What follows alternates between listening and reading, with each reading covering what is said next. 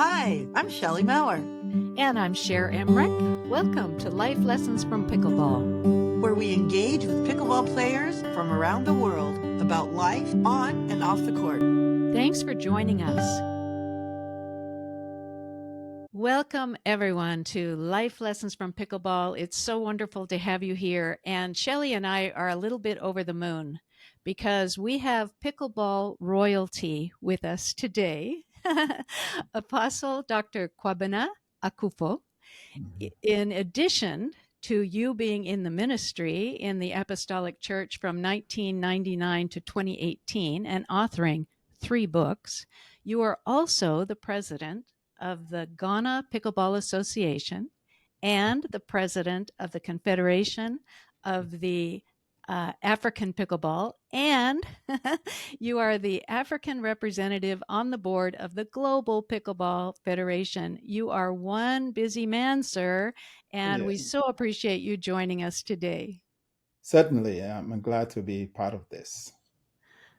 Yes, thank you so much. I first found you when I saw that you were part of the first Pickleball Minds Industry Forum.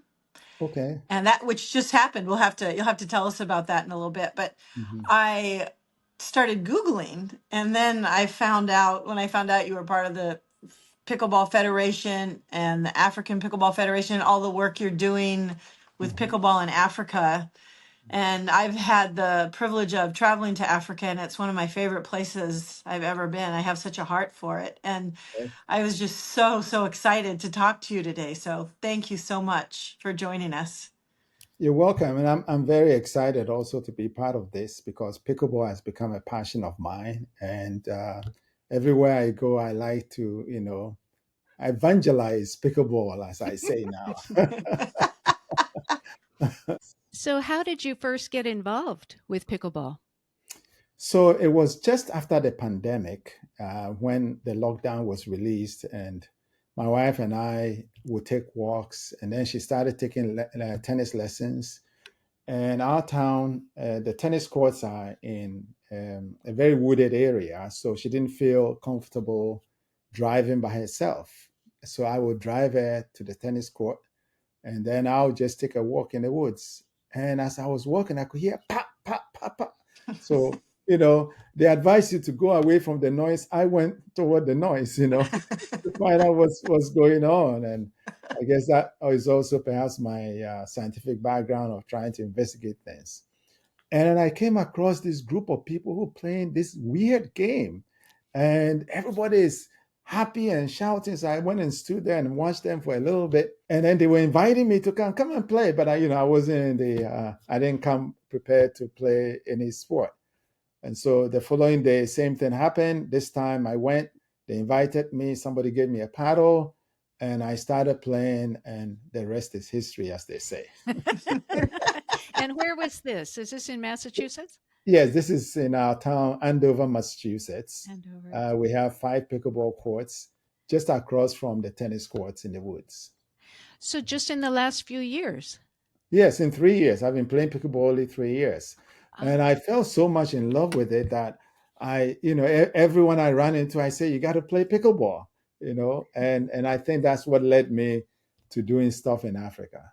We're really interested in hearing how the African countries became a part of the Global Federation. Okay, so I will have to start from Ghana. Please. Okay. So after the pandemic, when travel was safe, my wife and I decided to go back to Ghana.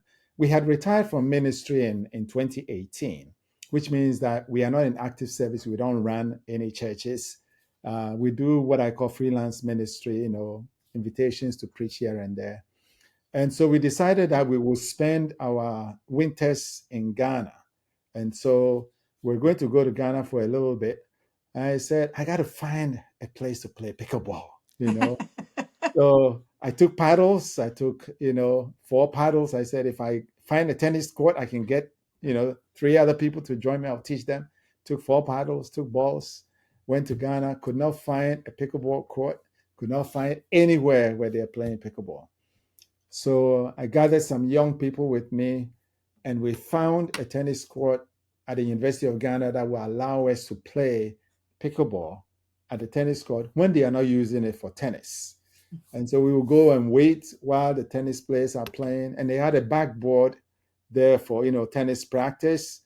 And so I was playing the ball, the pickleball ball against the backboard with some of the kids, and the tennis players, they were intrigued by what we were doing. And so some of them came and joined me and actually created this game on the spur of the moment where two people will be hitting the ball against the backboard, and then you have to make sure you hit it above the line. If you hit it below, you've lost, or if you hit it and somebody else can. So anyway, I got them interested, and then they asked me to talk to the director of sports for the university to see if they will allow us a space to play. And so I talked to the director of sports, and then he said, okay, next time I come, they'll give us some space. So we came back to the US. I shipped, I think, about 4 portable nets to Ghana with paddles and balls. And so the next time we went, this time we had a place where we could go and set up the net. And so we'll set up the net. We'll just before first playing, people are walking around. I'll go to them, come and play. They'll be watching, And I was just dragging people, and then some of them will come and play. One day we were playing, and this guy was watching us. And then when I finished the game, he came to me. He said he's the student in charge of sports for the university, and he thinks this is an interesting game. They could form a club, and he could bring a lot of student athletes. I said, hey, that's great. And so he started bringing student athletes. We started playing. And then another time there was another guy. It's such a strange sport if you haven't seen it before, that it just draws you in. Yeah. So it's incredible. Another guy came. I didn't even know that he was watching. So when I finished, I was taking a break. He approached me and he said that he asked the people there who brought this sport, and they pointed to me. And he's from the National Sports Authority of Ghana. Oh, wow. And he's in charge of sports development. And he thinks that I should come and see them to see how we can develop this sport in Ghana. Gosh. Oh my It- gosh. Incredible. It's like all kinds of coincidences, Uh-huh. And from my ministry background, I say there are really no coincidences. It's more like the providence of God at work that puts people together. And so I went to see them, and they told me what I must do, which is Ghana has 16 regions. And they said to get recognized, I have to get the sport introduced to 10 of the 16 regions. And so, and I have to form an association in order to make sure that we have some organization that can promote the sports in all the regions. And so I've quickly formed an association, contacted the International Federation, and then they connected me to another guy in Kenya who is working pickleball in Kenya. So he and I started talking, and I told him, let's gather a number of countries. And it turns out he knew some other countries. So we got in touch with this lady who is doing pickleball in Rwanda. And then, we got in, another lady was connected to us from South Africa. And it sort of started snowballing with, suddenly we find out, oh, there's pickleball in that country, pickleball in that country. So we got all of them into a chat group, WhatsApp chat group. And then I discovered that the African Games were going to be held in Ghana in March of 2024. Now, this is 2023 now that I'm talking about. Uh-huh. So I said to them, it would be a great thing if we could organize a pickleball tournament alongside the African Games, get some visibility. I didn't even think we could get into the African Games. I just said, while they're doing their stuff, let's also go and do something and see if we can get publicity from it. And it turns out, I've never been in pickleball sports. I've never been in sports management. My thing is ministry, and then before that, industry. it turns out that my proposal to them, some of whom have been in sports management, was like the ideal way to promote a sport. And so they all said, yeah, let's go do it. And so the games were going to be in Ghana. So now I had the advantage point of being in Ghana. And now let's see if I can get, pickleball into the games, not just on the sidelines, but let's get it into it. In the African Games, just for your listeners to know, is the Olympic Games of Africa. And it's held every 4 years. And so it's a multi-sport event and it's big, has a lot of publicity. And so they have what they call a local organizing committee. I'm a storyteller, so I may talk for long. If you want me to stop, I'll stop. We're loving this. Oh, we're loving your stories. Go, go. Okay. So then I tried to contact the local organizing committee and nobody will return my calls. Nobody will respond my emails. And so I kept wondering, how am I going to do this?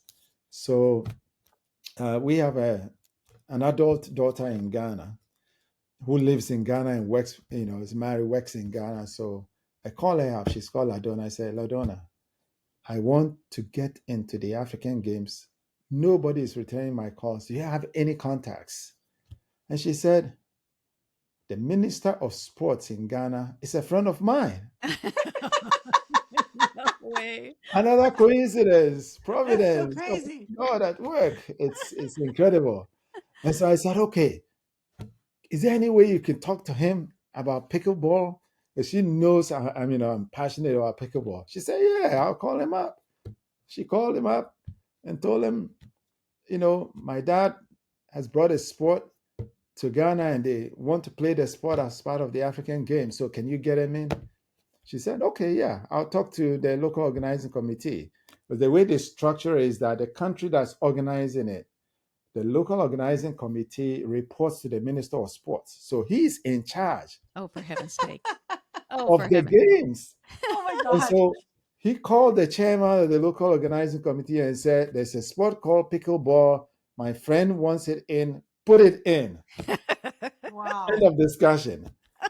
And so my daughter called that chairman. He responded and said, if it wasn't that you went through the Minister of Sports, I would not even take your call. But because he went through the Ministry of Sports, I have to oblige. So ask your dad to call me, and gave his private number. I called him up, and then he said the same thing to me. And then he gave me the requirements that we must follow. And so quickly met with the other countries. We didn't have any confederation at the time. I met with the other countries and I said, this is what has happened. We're in trouble. We have to, it's good trouble. We have to fulfill these requirements, And one of the requirements is that you have to have an organization at a continent level. So what do we do? Quick, make one. Make one. That's it. I love this. And so we got together quickly and we started making an organization. We used to be just a chat group. So for the first time we called a meeting, they came on, I told them what we have to do, all the requirements, they agreed. And I said, now we have to have officers, because when you have an organization, because anytime I call somebody about the African, they ask me, who are you?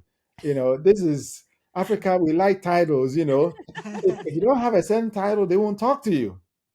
They ask, who are you? And I said, oh, I'm a retired minister. We don't want to talk to you. And so the group got together and they said, okay, they decided that I should be president. I told them, okay, I'm very busy.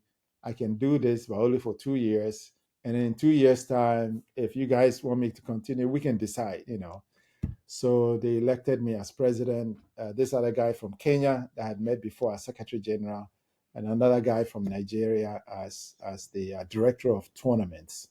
And so then quickly using that title, I was able to call the African Union. They have a group that commissions confederations. So I called the gentleman, General Nasser, and he asked me, who are you? And I said, I'm president of the Confederation of African. And so then he decided to listen, And then he told me what we must do. We must be registered with them. So we did it very quickly. And then they added us as what they call a demonstration sport to the African Games, meaning that we don't, any medals we win don't count, and that we have to pay for all the expenses of organizing our tournament.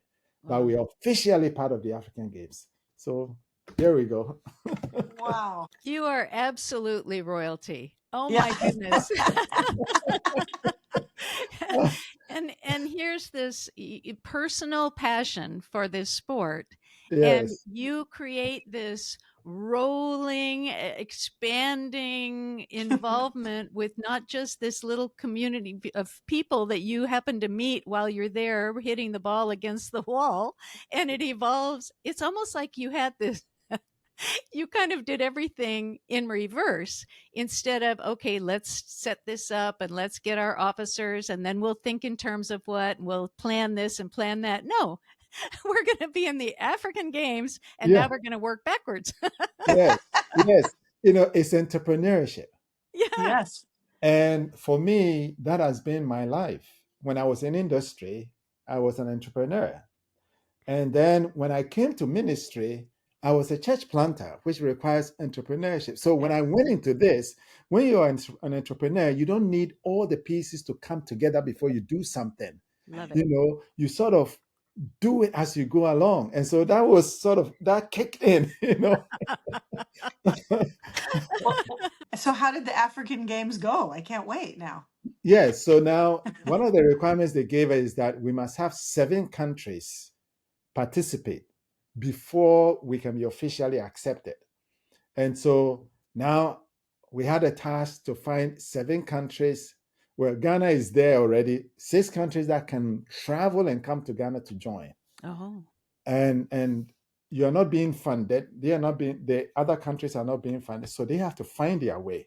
And so that was the big challenge. And so each country had to do like a fundraiser, to try and get tickets. Some of the countries like South Africa, when they selected their players, they selected players who are good, but who could pay their own way to Ghana. Mm-hmm. As you know, Africa is big. From South Africa to Ghana is like a 6-hour flight. Yeah. So it's expensive. Kenya to Ghana but eventually we ended up having 8 countries join Ghana. Whoa. So we exceeded the minimum requirement that they had. And so we had the games from March 11 to 14 of this year, Monday to Thursday. And then, during games, usually when a particular tournament is done, they give awards. Let's say singles is done, then they present awards. But what we did was we said, let's do a grand ceremony at the end. So let's not give awards as we go along. And so we played the tournament from Monday to Thursday, and then Friday morning, we did a grand celebration of pickleball, the tournament, and the awards. We had the day before. In Africa, we like dancing. Okay, anything happens, you dance. You gotta dance. Any celebration, you dance. When you are sad, you dance. And so I told them, let's organize the various players from the countries to do a dance together. Oh. So on Thursday night, we improvised and choreographed a dance that they would dance on Friday. So come Friday, as part of the closing ceremonies, all the players in their national colors and their flags and everything did a dance. I ought to send you the video. It was so nice. Would Please. love to see that. Oh my gosh, everything Yes. has been done so quickly and spontaneously. And you just really the flow, like you were saying, this providence, the flow of the universe, or whatever people might use as the term. That's Yes. really Yes. amazing how it all unfolded so beautifully. And I know now, how many are there? 17 countries in the Now we have African? 19 countries. 19. Yes. Wow. So when we formed the confederation, in August last year. We were 11 countries that came together to form it. And then 8 countries joined Ghana in March. And right after the African Games, we, shot up to 19. And part of the reason was that the way we set up the court, we set it up with nice tents surrounding it, and people were in their national colors and everything. So we drew attention from the African press. And also, the African Games itself has press. So they came and they were featuring pickleball at the website of the local organizing committee who did not want to take my calls. Oh, that's too good. And so that, and then so we're there playing pickleball, and then suddenly we'll get a visitor from a country saying that we heard there's a pickleball tournament going on here, and we've come to see what is it because we're interested. So then we'll tell them what it is. And so right after the games, we shot up to 19. Oh my goodness. You have started the pickleball craze in Africa. No, the pickleball craziness in Africa. Craziness. Pickleball and Crazy, crazy is too nice. It's a craziness. This sport is so addictive that once you get addicted, you become crazy. it's so Crazy. true. Oh my goodness. So I lived for 4 years in Nairobi and worked in many of the countries there in Africa. My Mhm. youngest child is actually adopted from Kenya, and he's Oh, now 28 years old. And I am so happy to know that children there are now being exposed to this amazing game. And I'm wondering what stories you might have. Are now in these countries, I'm assuming they are not just in the cities playing, but also in villages. Is that accurate? yes and no. Ah, In Kenya, we have it in Nairobi and in one village called Nanyuki. oh yeah. So what we are trying to do now, we are really at the beginnings of pickleball in Africa. So many countries, when you go, they're playing it in the capital and perhaps in one place, and that's it. Mm. And so our goal is to spread it at the grassroots. So I call it pickleball for the people. And that's the Ah, mantra I've given to the Confederation. But what it means is that we have to have equipment that we can send. So my wife and I were able to buy some equipment and seeded some of the countries. hmm. And now through Pickleball Minds and also through the Global Federation, they've promised us nets and paddles and balls that we can send to some of the African countries. Um, so we haven't gotten it at the grassroots the way I want, but that is my vision, and that is what I'm pushing. One thing I discovered is that people who come to racket sports in Africa, they are usually like athletes and sports enthusiasts. Yeah. And pickleball is not necessary for those people. It's for the ordinary person. It's Yep. for Yes. older people. It's for younger people. Everybody. And that's what I'm trying to push. That philosophy is what I'm trying to push into pickleball in Africa. That's beautiful. In fact, Shelley, you came across the school, the Yeah. What was I saw the website Pickleball Schools that Y- you were a part of? Tell us about organization. Yes, that. yes. So there's a gentleman, Gary Schwartz, who is his intent is to help us to facilitate pickleball at the grassroots. And his model is to go to the elementary schools Hmm. and the middle schools and high schools. But that requires equipment. Yeah. So what is his formulated is he calls it pickleball in a box, which is you have like a net and four paddles and balls, and he calls it pickleball in a net in a box, and he's trying to get sponsors. So he wants to go to corporations in America and say, buy 10 boxes for say Uganda, Oh, so that is then, and then he will, by the way, his connection is with Zambia, just like your connection is with Kenya, yeah. and he's Canadian, but he's so much into pickleball in Africa that he's introducing this, but it hasn't kicked off yet, but that's the plan. Well, I hope that we can be instrumental in getting that word out. So before we end this conversation, I'd like you to share contact information on how, because I think people just in general would want to be supporting this endeavor as well. So we'll certainly get information to our audience about how they can support this amazing, wonderful effort. Thank you. Thank you. Yes, yes. And I think, well, because on the name of our podcast, Life Lessons from Pickleball, can you talk to us about some life lessons that you've learned since you've been involved with pickleball and that you see passing on to people, why really people would want to invest in pickleball boxes to send to Africa? What's the importance of pickleball? Okay. So let me start from my own personal story. I in ministry, you are very busy. Even though I'm retired, I'm, doing special project for the church. And so when I started playing pickleball, I described it as a healthy distraction. Mm. Healthy distraction. So from ministry, I go and play pickleball, and the exercise that I get physically and mentally, because as you know, the game is very strategic and very physical, but not too physical for an older person like me to play. Yeah. And so the healthy part of it is very important. And so, as part of that, even in Ghana, I've been trying to get some of the ministers to get into pickleball as a healthy distraction. Second thing is, pickleball is easy enough for young people to play.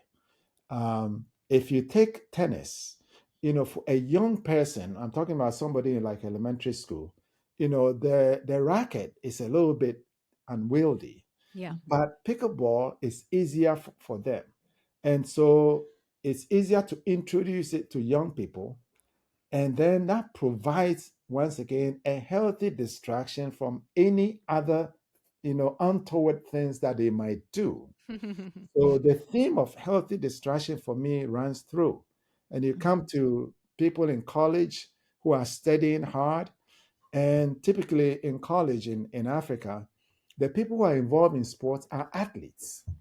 For them, there's no issue. They are not my target. My target is all the other kids who are not athletes and therefore are sedentary and are just studying. I want them to have a healthy distraction from their studies by playing pickleball, because anybody, it doesn't matter who you are, anybody can play pickleball. That's that's my discovery. So when we talk about life lessons, this is where I'm seeing that pickleball will have an impact in Africa and in life in general. In fact, one of our guests is playing in a wheelchair. So when you say anyone can play, it really does just provide opportunity for nearly every single human being Yes, yes, and all the ages.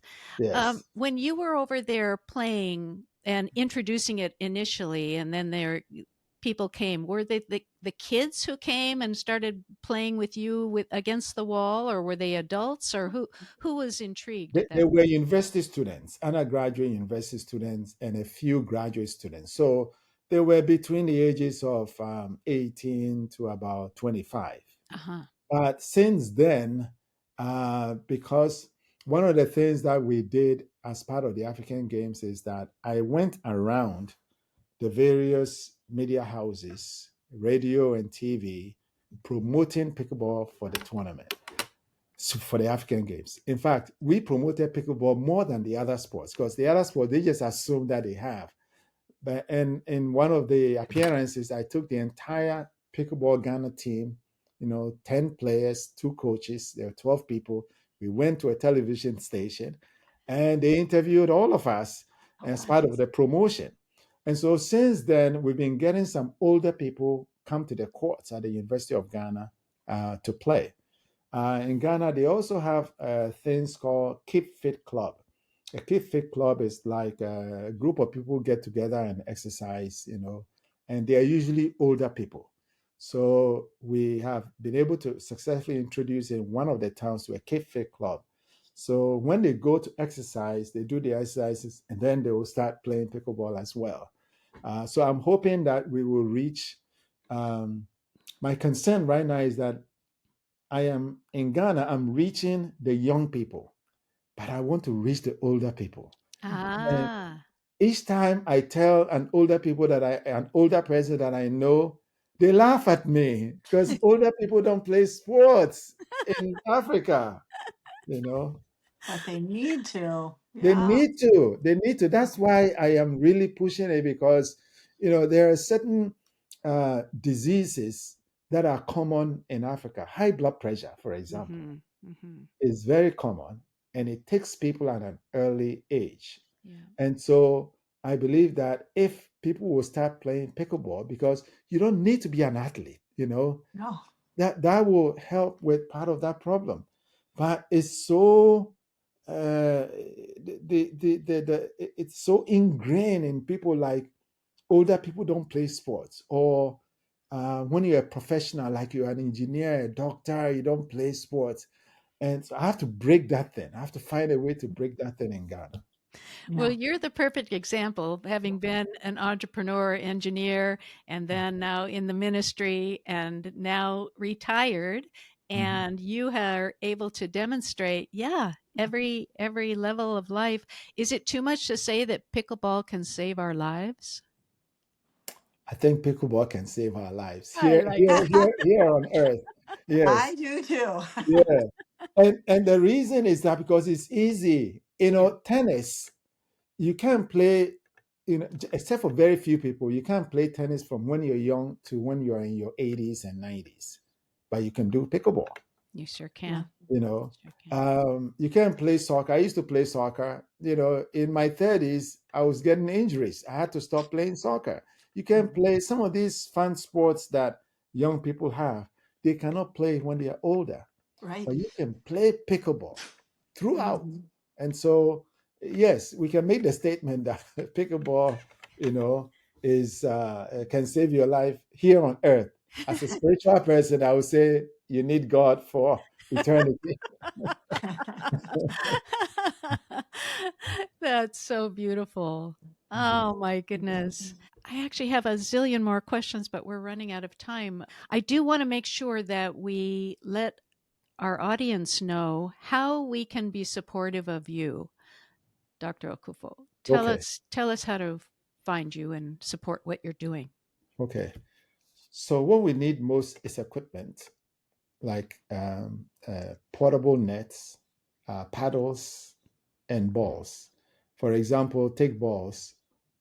Ghana, there was a group in Sierra Leone that wanted to play pickleball. They didn't have anything. We sent them nets, paddles, and balls. But within 3 months, all the balls were broken. Oh We yeah. needed more balls.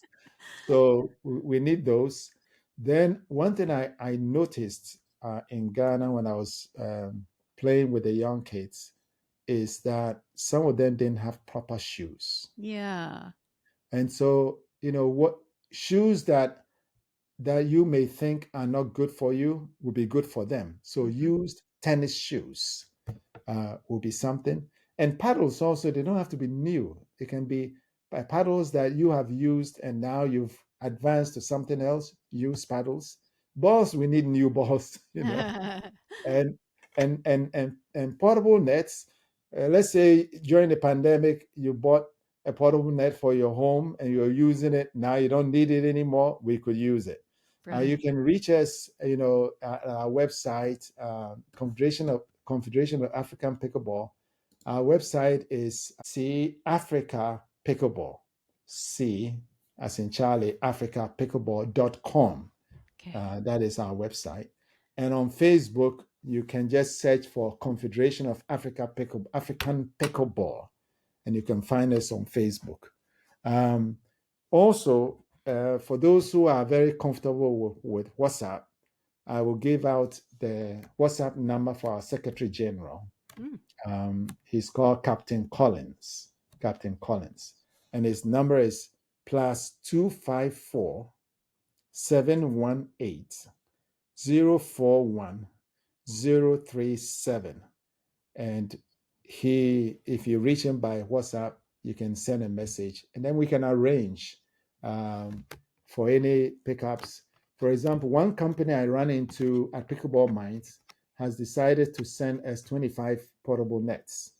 So they're going to ship it to my house here in the US, and then we will ship it from here to Africa. Well, Shelley's and my dream is that we actually deliver equipment to Ghana and Kenya and all the other countries. That is a dream. That'll be wonderful. And then you have to come to one of those countries to visit Absolutely. Yes. and play Let's- pickleball. Not just Yes. visit, but play pickleball. Wouldn't You that be haven't told us how many times a week do you play pickleball? I play 3 times a week. good for Okay. you? I've played today already. I usually try to do Monday, Wednesday, Friday. I need one day in between to recover. Oh, well, Kwabena, thank you so much for everything that you have been doing in such a short period of time. I mean, your work in the ministry, of course, has been transformational for years, and now you are an evangelist for pickleball, Pickleball. and you have brought together Africa. You've brought Africa together around pickleball. Bless your heart for doing that. And we are just thrilled to know about this and to have met you. And we support you 1,000%. Thank you very much. I appreciate you contacting me and getting me into this. But let me say very quickly, Yes. one program that we introduced, we call it Pickleball Missionary Program. And what we are planning to do is that we'll take one of our players in one of the countries, give them a net, paddles and balls, and then we'll send them to another country that doesn't have pickleball at all, based on a contact we would have received from there. They will go there, teach them, leave the equipment there and come back. That way, Africa has 54 countries. We're in 19. We need to get to 54 countries. And furthermore, I'm very glad that you are participating. This means that you are partners with us at the Confederation. So we thank you for your life, and may God bless you for this work that you are doing. Thank you. Thank you. Oh, my goodness. And thank you for being our guest today. And we will Yes. continue to follow and be in touch Okay. with you and all of your adventures. And we do want to thank everyone who's been listening and watching. We know that you are as inspired as we are. And if you can be helpful in expanding pickleball throughout Africa, what a gift that is for every age group and everyone who is looking for some way to be fully themselves with health and community and joy. So thank you all, and we look forward to our next conversation next week. Bye-bye. Bye-bye. Thank you. If you love what we're doing, please follow us on Facebook, Instagram, YouTube, and wherever you get your podcasts. And we'd love a 5-star rating. Thanks so much.